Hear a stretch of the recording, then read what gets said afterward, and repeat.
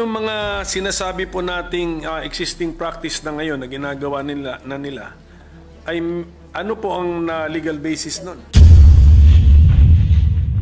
Po, napakaganda po ng tanong ng ating pinunong minorya. At yan po, alam niyo po, dito po sa aking kaliwa, kung titingnan niyo po, dahil ang sabi ko po sa kanila, Ginoong Pangulo, tayo po ay haharap sa bar tatner, mathematician pa. Kaya kailangan po, battery ng mga auditors ang kailangan po natin dito sa kaliwa. Ano po?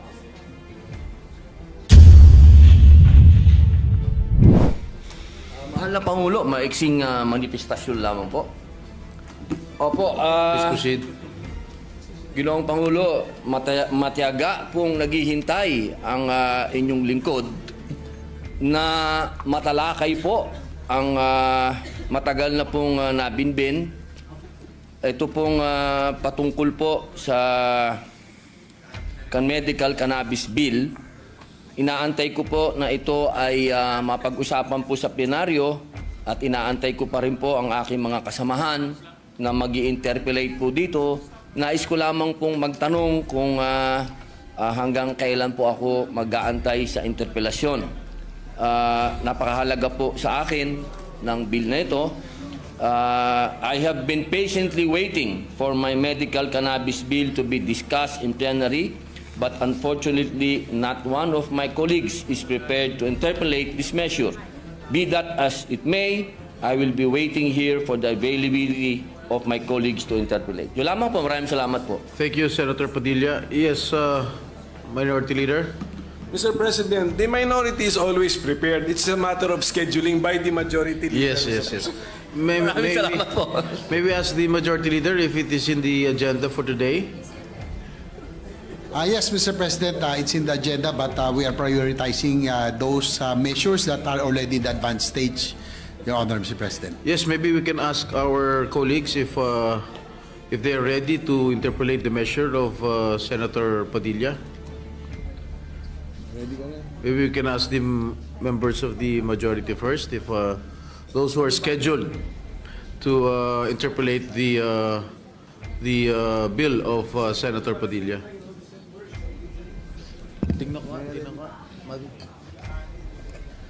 I think those who are scheduled to interpolate the bill of Senator Padilla is this representation, Senator Win Gatchalian, Senator Pia Cayetano, Senator Joel Villanueva, Senator Rizzo Ontiveros, and Senator Coco Pimentel.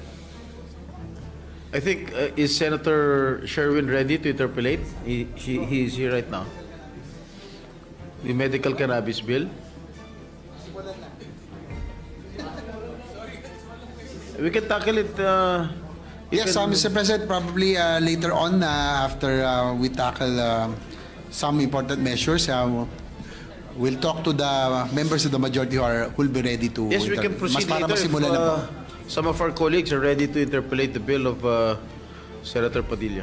Maraming salamat po uli sa ating pinunong minorya sapagkat napakahalaga po ng panimulang salita sa usapin nito sapagkat ito pong ating isinusulong, ito po ay bunga ng isang revolusyon na naganap sa ating bayan na ipinaglalaban po ang kaban ng bayan. Ibig pong sabihin, ito pong COA na atin pong binabanggit dito, Ginoong Pangulo, ito po ay napakahalaga ng papel nito sa ating bayan. Sapagkat kung atin pong babalikan ang kasaysayan ng ating bansa, nabuo ang revolusyon dahil sa kapabayaan, pangungurakot, pagnanakaw, lahat na po, sabihin na natin, kaya po nagbunga ng revolusyon. At kung titingnan po natin sa 1987 Constitution, napakalaki po ng papel ng COA. Ang sabi po dito sa Article 9, Constitutional Commission, ayan po letter D, Commission on Audit. Ayan po. Ginoong Pangulo, ang sabi po dito, the Commission on Audit shall have the power, authority, and duty to examine, audit, and settle all accounts pertaining to the revenue and receipts of and expenditures or uses of funds and property owned or held in trust by or pertaining to the government or any of its subdivisions, agencies, or instrumentalities, including government-owned or controlled corporations with original charters on a post-audit basis. Medyo mahaba-haba po ito. Kasi kasama po dito, pati po yung mga state colleges, lahat po ay sakop ng COA, Ginoong Pangulo. Ngayon, meron lang po tayong pinagdadaanan na siyempre po, sa takbo po ng panahon, mahal na Pangulo. Tama ba ito? Hindi naman po pwede na magmula po 1987 na nagawa po itong saligang batas, ang pinakamataas na batas dito sa ating bayan, hindi po nagkakaroon ng mga hakbangin para palakasin pa ang binigay na kapangyarihan sa COA. Alam niyo po, Ginoong Pangulo, ang ating pong COA ay masasabi po natin na international na ang kanilang standard. Dahil sa amin pong mga ginawang pagdinig, ang COA po ay miyembro at palagi ang uma-attend ng mga international seminars at studies patungkol po sa pag-audit. Ang kailangan lang po natin ngayon, mga mahal kong kababayan, ay yung kapangyarihan na ibinigay po sa kanila ay palakasin natin. Hindi inuulit ko po Hindi po natin dinadagdagan. Wala po yan, bawal po yan.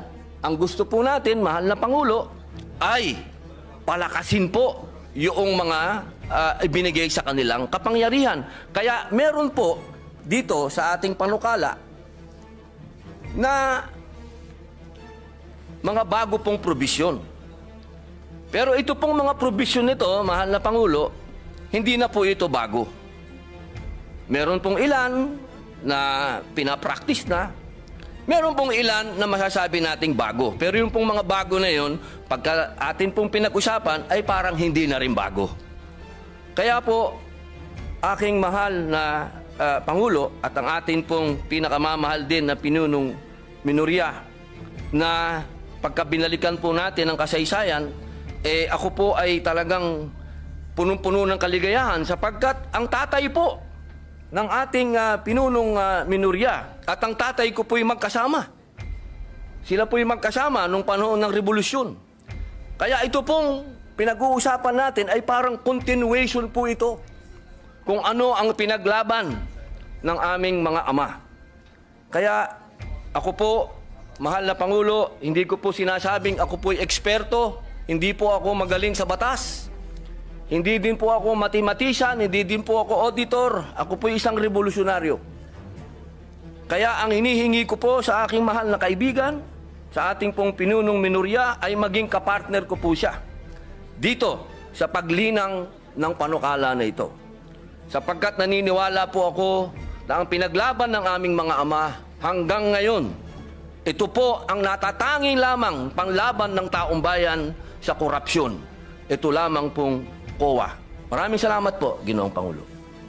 Salamat po. At marami na pong nasagot dun sa opening statement ng ating sponsor, ang ating mga concerns. Pero ito pong ating panukala ay isa po itong code. Opo. Tama po. So, ang gusto ba natin mangyari dito na lahat ng ating gustong malaman tungkol sa government auditing ay dito natin makikita at mahanap sa panukalang ito? Opo. Okay. Alam niyo po, katunayan po, mahal na Pangulo, noong nagsagawa po kami ng pagdinig, napaka eye-opener po Sapagkat marami po talaga na hindi naman nasasaad sa batas, pero kanila na po itong isinasagawa at ginagawa na po nila. Ang kailangan po natin ngayon na Ginoong Pangulo, maging batas po para mas lalo pong maging masabi pong matalim ang kanilang ipin po. Pero yung mga sinasabi po nating existing practice na ngayon na ginagawa nila ay ano po ang legal basis nun? Opo. Kasi ito ba'y, siyempre, bago nila ginawa yan, kinover muna nila sarili nila ng, ano ba tawag, circular ba? Opo, Is it circular. O, Opo. sige.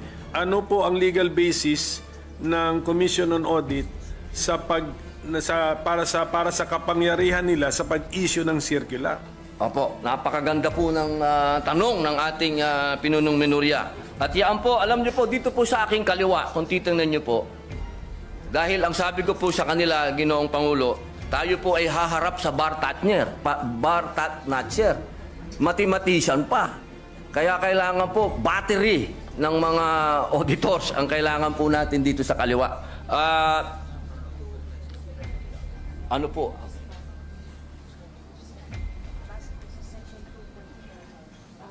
Yung legal basis na yun ay nandun sa Section 2 ng Konstitusyon. Opo. Dito po, sa nakalagay po sa ating konstitusyon, sa Section 2 po, ng letter D, the Commission on Audit, dito po sa Section 2, number 2, sabi po dito, the Commission shall have exclusive authority, subject to the limitations in this article, to define the scope of its audit and examination, establish the techniques and methods required therefore. Yun po, nasa konstitusyon po, mahal naming Pangulo, na sinasabi po dito, meron po silang karapatan na maggawa ng mga techniques, establish techniques, methods sa pangalan po ng circular. Apo. Yung susunod, yung mas importante rin po. Sige po, buwasahin ko na po. Baka kasi English baka may Tagalog kasi dito. Meron kasi Kaya nga po, ang sana ating may konstitusyon Tagalog tayo. actually ay nakabandato dyan na merong Tagalog version ng ating konstitusyon. Sige po, pwede po natin gamitin yun. Tagalog sana para maintindihan ng ating mga kababayan. Masyado akong spoken in dollar. Tagalog. Tuloy ko muna po sa English. Sige po. Due to insistent public demand. Therefore, and promulgate accounting and auditing rules and regulations, including those for the prevention and disallowance of irregular, unnecessary, excessive, extravagant, or unconscionable expenditures or uses of government funds and properties. Malinaw po dito, Ginoong Pangulo. Ito po naman sa Tagalog, dapat magkaroon ang komisyon ng tanging otoridad batay sa mga katakdaan sa artikulong ito na magtakda ng saklaw na audit at pagsusuri nito, magtatag ng mga kaparaanan at pamamaraan na kinakailangan ukol doon at maglagda ng mga tuntunin at alituntunin sa pagtutuos at pag-audit kabilang ang mga ukol sa paghadlang at di paghintulot sa mga paggugol o paggamit ng mga salapi at ari-arian ng pamahalaan na tiwali, hindi kinakailangan, labis-labis, maluho o hindi makatwiran. Yun po, Ginoong Pangulo. So, sa ngayon po, ang COA, aside from the circulars that they have issued, and aside from the constitutional basis in the 1987 Constitution, ano po ang batas na nag-govern sa kanilang mga kilos? Sa ngayon po ay Sa ang ngayon, saligang yes. batas. At siyempre po, yung pong nakaraan, nung panahon po ng tayo pa po ay nasa panahon pa ng Marcos Sr., meron po tayong Presidential Decree 1445. Opo, doon po nagbase halos... Opo. And that is a 1978 law. So, ibig na, ang gusto natin na sabihin ngayon, ang basic and fundamental auditing code na sinusunod ng COA sa ngayon is a 1978 law. Opo, opo. Yung 1978 auditing code na yan, paano naman siya binago ng mga detalye na nandun sa 1987 Constitution?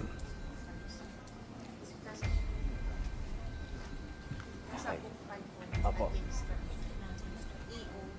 Ng 1987 Constitution. Ayan, napakaganda po ng iba talaga pala pag may battery ka dito po. Opo. Ito po, ang sabi po nila, nandoon po ito sa Book 5 ng Admin Code of the 1987 Constitution. Meron po ba tayo? Book 5. Of the admin code. Opo, Admin Code. So, meaning to say, according to our resource persons, Book 5 of the Administrative Code of 1987 repealed, even indirectly, repealed or replaced the June 1978 Government Auditing Code? Or ano sila, complementary sila? Opo. Opo. Siya daw po ay complementary. Okay, sige. Opo, Kaya nga, ang tanong ko nga, Mr. Opo. Okay. So, ang gusto nilang sabihin sa atin is, sa ngayon, hindi naman talaga nakarely ang COA sa isang 1978 na issuance.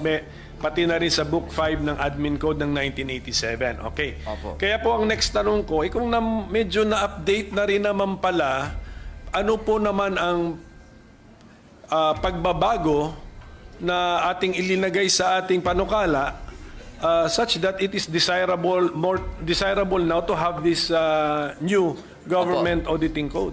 Opo. Opo, pwede po natin itong isa-isahin kung ano po yung mga bagong provision. Mga bagong idea muna. May mga bago ba tayong idea o bagong approach dito sa ating panukala? Kasi kung unless sasabihin nyo po sa amin na yung circular, pinagsama-sama lang natin lahat at ginawa nating code. Ganun ba ang ginawa natin dito sa panukalang ito o hindi? Katulad po ng sinabi ko po kanina, Ginoong Pangulo, meron po kasing sa takbo po ng panahon, meron din po silang mga ginagawang pag-aaral sa abroad. Ano po? Opo. At yung mga best practices po ngayon sa abroad, gusto din po natin maisagawa. Pwede akong sumingit tungkol dyan. Opo. Ang ating bang COA chairman ay chairman ng isang international organization sa ngayon? Para pagkaalam ko, chairman ata siya ng isang international organization. So, siya po ay member po. Member. Opo, Okay, member automatic po siya. na may member tayo. Sige po, so continue sir. Kung ano yung kung may bago bang ideya dito sa ating panukala na hindi pa captured ng Book 5 of the Admin Code and the 1978 General Auditing Code tatawag na, or Government Auditing Code, yes. Opo. Kasi po may mga kaso po din, marami din pong mga bagong na desisyon ng Supreme Court na mga kaso po na nakakapag-define po ng mga kailangan sundin ng COA o sundin ng mga tao po. Opo.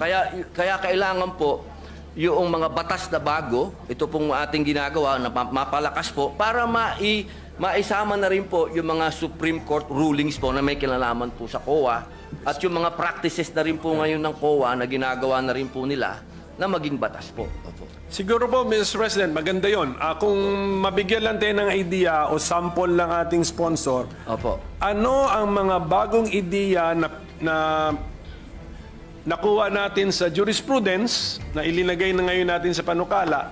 Ano ang mga bagong idea na nakuha natin sa ating participation sa international organizations and fora na ilinagay na rin natin ngayon sa ating panukala? So para masundan po natin yung mga bagong ideya sa ating panukala. Meron po ito, kaninang umaga, amin itong pinag-aralan. Section 27 ba yun? Sandali lang po. A minute suspension, Mr. President. Opo.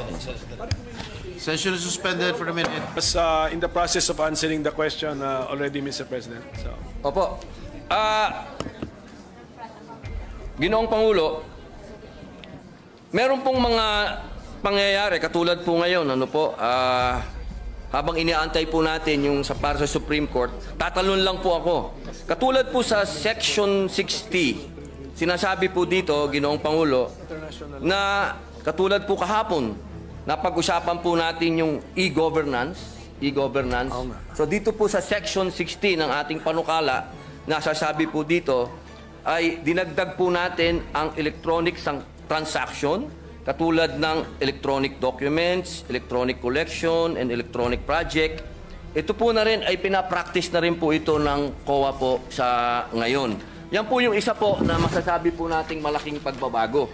Opo, at dito naman po kanina, nagkaroon po ng kaso na dinesisyonan po ng Korte Suprema. Meron na? yes. Ano? Ito po yun, ano? Section 27, matagal na po itong pinapractice ng COA. Ito po ay patungkol sa pagbabawal sa mga private entities for rendering audit or related services to government agencies. Kailangan muna po ng COA's approval kung kukuha ng pribadong entidad para gumawa ng mga audit sa mga government agencies. Nagkaroon po ng kaso ito, Ginoong Pangulo, at ang naging decision po ay pagkalagpas ng 60 days. Iba pala to. Sorry po. Ang sabi po dito, hindi po pwede. Pwede na pwedeng kumuha ng pribadong auditing firm yung private ng mga government agency po. Pwede po silang kumuha. Opo. Hindi po pwede na ang sinasabi po. Kasi ito, ang ano po nito, galing po ito sa deliberasyon ng 1987 Constitution. Kasi meron po itong isang commissioner, sinasabi niya, sabi niya doon, hindi, kailangan exclusive ang COA. Ang sabi naman po ng ibang commissioner, hindi pwede. Natalo po siya sa bilangan. At yun po ang ginamit ng Supreme Court na argumento na hindi po pwede na exclusive. Kailangan pwede silang kumuha ng iba. Yun po yung mga desisyon na masasabi po natin na nangyari. Meron pa pong isa. Opo. Dito po sa Section 28, ito ay nasa PD 1445. At base rin po ito sa desisyon ng Korte Suprema. Ito po ay patungkol sa probisyon ng pag-hire ng law firms o private lawyers. Ito po ay alinsunod sa desisyon ng Korte Suprema. Kasi alam niyo po, minsan kailangan magpaalam pa sa COA, hindi na po, kumbaga, nagkakasuhan na. Ginoong Pangulo, nagkadimandahan na, wala nang panahon. Ang sabi po dito, na kapag lumagpas na yung 60 days, deemed approved na po yung request ng kung sino man pong ang gustong mag-hire ng lawyer, private lawyer. Yun po yung mga masasabi nating bago na meron po talagang bigat. Kasi ito po ay may kinalaman na sa mga desisyon ng Korte Suprema at ganoon din po doon sa paparating po na e-governance.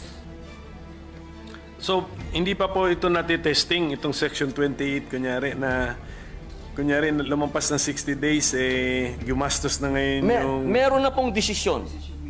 Meron na pong desisyon ang Supreme Court. So, sa ngayon, disallowed? Pero ang COA, wala pa po. Ilalagay po natin ngayon sa batas. Kaya nga, kung wala ito, kaya sa ngayon, disallowed. Hindi pwede. Kung pagbabasihan po yung desisyon ng Supreme Court, what was the decision? Allowed? The Supreme Court allowed the expense of government in the hiring of private lawyer or 60 days. Or sustained the 60 decision? days po So even the 60 days is in that decision? Hindi ako familiar po sa decision na yan. Opo. So, okay. Oo. Yun po, malinaw po yun eh. Malinaw po, Ginoong Pangulo, na halimbawa po, katulad po ng Pisan, di ba? Pisan, nag-hire po sila ng lawyer nila, lumagpas po, hindi po, ang nangyari ang tagal po, ano, hindi po nila maantay-antay yung approval ng COA. Ang sabi po, 60 days, deemed approved na po yun.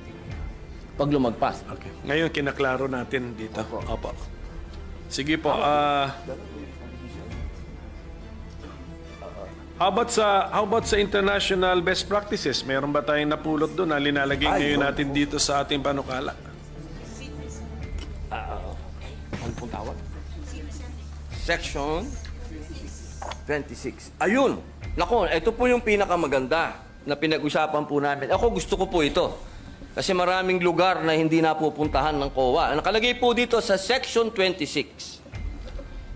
Institutionalizes COA Citizen Participating Audit Program. Ito po yung Deputized Citizen Participatory Office. Since 2016 pa po ito, ginagawa nyo na. Opo, nagde-deputize po sila. Opo, ng mga mga CPA po, no? Tawag po nila CPA, mga opo. Kaya po ito po ay napakaganda sapagkat marami pong lugar dito sa ating bayan ang hindi po napupuntahan, Ginoong Pangulo. So ito pong participation ng civil society organizations na natin ay linilimit natin sa remote and critical areas. Bakit hindi natin gawin as a general rule? Opo. Sama sila. Actually, Sama sila. general rule po siya. Opo. Well, ito pang ang pagkasulat natin ay located page 20 line 17 to 18 nakasulat dito. Monitoring of projects located in remote and critical areas. So, mukhang maganda itong idea na ito. Bakit din natin gawing partner ng COA ang CSO? For all, if you want. Opo, yun daw po, practice na po na raw nila, Ginoong Pangulo. Ito po yung ginagawa na raw po nila. Opo. So, balikan po natin itong 26. Ano natin? Opo. I-expand po natin. Opo. Hindi ba sa bidding ay required, sa public bidding, required ang mga observers from civil society rin? NGO? Ganon? So, pag ino-audit ba ng COA ang isang project, tinitignan ba nila how the public bidding was conducted? Kasali po ba yun? Do they also, and in the process, do they look for the participation of the CSO or NGO or PO? Wala yung... Ay, pwede pa natin ito. Okay po. Limited lang daw po ang binibigay. Sige. Opo, doon sa... Pero sa lahat po ng bidding nandun. Kayo? Ang COA. Opo, ang COA po nandun. Sa lahat po ng bidding na... Sige pa, so nakita naman natin yung... Andun yung attempt sa Section 26. Hindi ano na natin? Mas broad na. Ano na natin yung spirit nung anong panukala, nung section po, ayusin na po natin. Opo. Tapos Mr. President, bago ko tumalimutan, may mga concerns na riniraise yung mga private entities na it's either meron silang ano ba yun yung sa PPP? PPP. Because of the PPP, allowed ang private entities na parang meron siyang merger of activities or transactions with the government. Yun, meron silang isang section po rito, section 24, if I'm not mistaken, na yun po ang concern nila na ano bang klaseng audit authority ang gusto ma-exercise or pwedeng ma-exercise ng COA sa kanila under our bill, Mr. President? Opo. Ito po ay napakagandang tanong po ng ating pinunong minorya sapagkat ito po ay napakarami na po talagang tumawag din po ng aking pansin dito sa usapin nito. Kaya ito din po ay nagkaroon din po kami ng napakahabang talakayan dito. Ngunit ako din po ay nasagot ng COA sapagkat una po nilang sinabi sa akin na meron daw po talaga na tinatawag na Republic Act 11966. Ito pong RA na to sa second paragraph, section 31 ng PPP Code. Kung saan sinasabi po na ang mga PP projects awarded subject sa Government Audit Code or 2009 Revised Rules of Procedure ng COA and amendments thereto. Sa provision na ito, itinakda rin the COA in consultation and coordination with the PP codes shall adopt and promulgate the necessary framework and guidelines on accounting and auditing PP projects. Kaya dito po, sa ating Section 24, maliwanag naman po dito, ito ay patungkol sa limited jurisdiction ng COA sa mga private entities, kasama na rito ang public utilities. Kung meron po tayong mga pumasang batas na patungkol po dyan, yung RA number 11659, ito po yung Public Service Act. Opo, na sinasabi din po na sinabi po ng korte na hindi naman to unconstitutional. So, sila po ay tatamaan po ng limited jurisdiction ng COA sa pag-audit po. Yun po ang aming pagkakaintindi, Ginoong Pinunong. Ang problema ko po, Mr. President, dito rin sa pagkasulat ng ating Section 24 na nasa page 19. Sa title ng section, limited jurisdiction over private entities.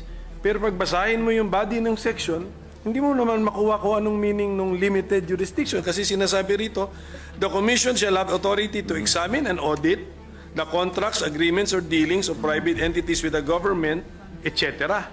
So, the words used are examine and audit, which is the normal words, Mr. President. So, where is the limitation found, Mr. President?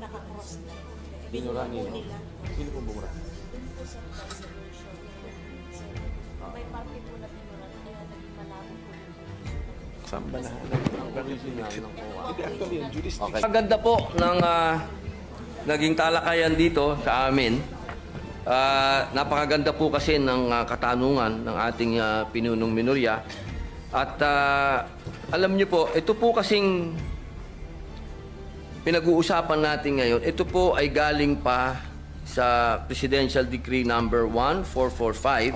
Patingin ng 1445. At ito po ay at ang amin pong napagdesisyonan, amin pong i-specify dito sa Section 24 na malinaw kung ano po yung dadaan sa audit. Ibig pong sabihin, kung ano lamang po yung dinapuan ng pera ng gobyerno, doon po sa PPP, doon lang po sila may karapatan na mag-audit. Kung saan lang po dumapo yung pera po ng gobyerno. Pero maliban po doon, wala po silang pwedeng silipin doon po patungkol doon sa private na kumpanya.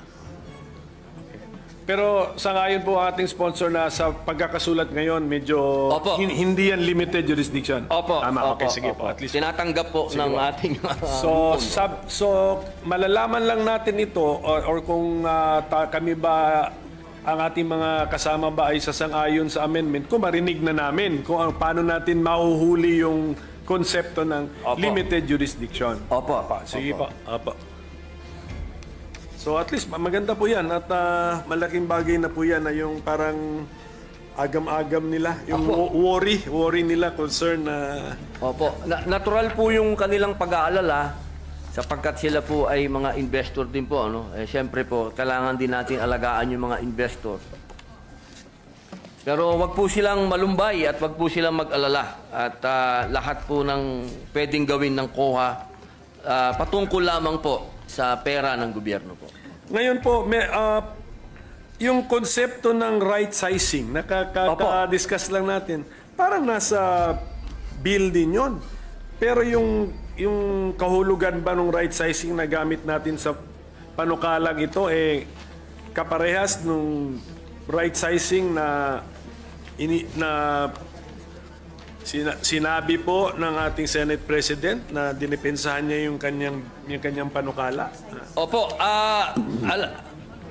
alam niyo po, kung mapapansin niyo po, kasama po ako ng ating Ginoong Pangulo doon sa right sizing sapagkat naniniwala po tayo doon. Pero kanina po sa kanyang paliwanag, malinaw din po na sinabi niya, hindi po ibig sabihin nun na tayo po ay magbabawas o ano. Kung hindi, pipiliin po yung mga tao talaga na talagang sila po yung magpe-perform. Yung talaga pong may mga kakayahan. Yung tunay po na masasabi po natin na madi-deserve po nila kung magkano po yung natatanggap nilang sweldo mula po doon sa ahensya ng gobyerno. Kaya ako po ay nakasuporta po doon. At dito po, sa kasalukuyan, naririnig ko po ang aking lupon at kanila pong naisagutin ang inyo pong katanungan. Opo.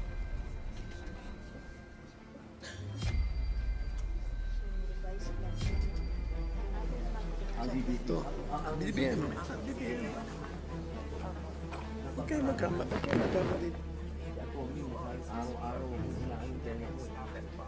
Opo. Katunayan po, Ginoong Pangulo, lahat po ng aksyon ng COA na may kinalaman po sa organisasyon po nila, ito po ay dumadaan po sa DBM. Yun, Opo. Ito po ay ina-approve ng DBM. Ang kanila pong tinatawag na revised plantilla. Opo. Wala po silang pagmamalabis po na ginawa patungkol po sa right side. Hindi natin binabago yon. Yung authority ng DBM na daanan ng kanilang ideya o proposal at magbigay ng approval ay nandito po sa ating panukala. I-retain natin yon. Opo. Opo. Kasi meron po akong, kunyari po nasa page 17, lines 5 to 7. 5 to 7. Yes, the commission proper may effect changes in the organization and functions of the commission as it may deem necessary in the exercise of its fiscal autonomy in order to carry out its constitutional mandate. Hindi po ba pwede itong ma-interpret? Kasi dun sa word na organization, pati function nga eh. Hindi ba pwedeng ma-interpret ito na pwede na nilang hindi hintayin ang desisyon ng DBM? At saka yung functions na ito, pwede ba nilang baguhin itong code na ginagawa natin, Mr. President? Okay. Okay. Ginoong Pangulo, ito pong provision ng 5 to 7. Line 5 to 7. Page 17. Apo. Opo. The commission proper may effect changes in the organization and function of the commission as it may deem necessary in the exercise of its fiscal autonomy in order to carry out its constitutional mandate. Opo, yun po ang kasagutan po nila. Nasa special provision daw po ito ng GAA. Hindi, paano nga to na paano interpretation po nito? The commission, the COA can create additional positions and not need the DBM's approval because meron silang exercise of fiscal autonomy? Opo, basta hindi lang po sila lumalagpas sa budget. Basta nandun lang po sila sa budget. Eh, paano sila nabigyan ng budget? In the first place, di ba kung kinocompute ang budget, PS, MOE, capital outlay, also. Pero lahat po yun, Ginoong Pangulo, dumadaan pa rin po sa DBM yun lahat. Opo, upon approval po ng DBM. So ang gusto natin sabihin, ito pong paragraph na ito ay nasa GAA at lumalabas yan year after year after year. Check mo. Special provision po, pwede po natin basahin. Sige po, titingnan na lang po natin. Basta, oo, kasi ayaw natin ng ayaw Opo. natin ng Doon po ba sa... Oh, sige, pakitingin na lang po yung... Opo. Doon po ba? Pati po ba sa special provision ay binanggit ang fiscal autonomy? Ito po. Tingnan natin. Opo. Aha. Page. Saan to? Page 11. Andito? Apa, sandali lang po. Minute suspension po. Standing any provision of law to the contrary and within the limits of appropriations in this act, the chairperson of the Commission on Audit, COA, is hereby authorized to formulate and implement the COA's organizational structure. B. Fix and determine the salaries, allowances, and other benefits of the COA personnel in accordance with the rates and levels authorized under RA number 6758 as amended and RA number 6686 as amended. And C. Create new positions, transfer an item, or make other adjustments in the personal services itemization whenever public interest so requires. Implementation of the foregoing shall be subject to compliance with organization, staffing, and position classification and compensation standards of the DBM. Scrap and build policy and submission to DBM of a resolution stating the changes in the organization and staffing in accordance with the foregoing standards and policy for proper documentation. Yun po, Ginoong Pangulo. Okay. Wala bang Tagalog yan? Pero alam niyo yung tanong ko po. Kung yung paragraph na yan, lines 5 to 7, Opo. ay nandun sa special provision, ang layo po nung binasa ninyo, hindi naman yung paragraph na yan eh. So siguro ang sinasabi nila sa atin, kinompress yung ano at linagay. Pero delikado po kasi mag-compress tayo ng ilang ideas kasi when we re-expand the compressed sentence, pwedeng iba na ulit yung conclusion natin, iba na po. So mukhang ang sagot sa tanong ko hindi. Wala itong paragraph na lines 5 to 7 ay wala sa special provisions. Hindi po. Wala po. Maaari po natin kung gusto po niyo, kung gusto po at sa palagay po ng ating pinunong minorya at professor na i-adapt na lang po natin yung dati, ay mas maganda po yun. Hindi, ang aking point po, mag-ingat po tayo kasi sabi nga natin kanina na kino-concede ng COA na yung kanilang reorganization or any changes sa kanilang organization, lalo na sa pag-hire ng paggawa ng mga posisyon, ay kinakailangan ng approval ng DBM. Okay. Ingat lang ako dahil diyan sa paragraph na yan, mukhang pwede nating isantabi ang requirement na kailangan ng approval ng DBM. So, yan lang po. Kung pwede rin natin balikan ang yung last paragraph ng Section 16, Mr. President. Gawan na ng paraan yan. But Mr. President, actually marami pang section dito na binimension ata ang fiscal autonomy ng COA. Pero kung pwede sa susunod na natin pag-usapan kung anong ang meaning ng fiscal autonomy, paulit-ulit na lumalabas dito sa auditing code na to. Kasi kailangan maintindihan po natin yun. Kasi meron din akong bill sa judiciary fiscal autonomy. Tama. Tapos ang CHR claims na meron silang fiscal autonomy. Na wala naman yung phrase na yun sa constitutional provisions concerning the CHR.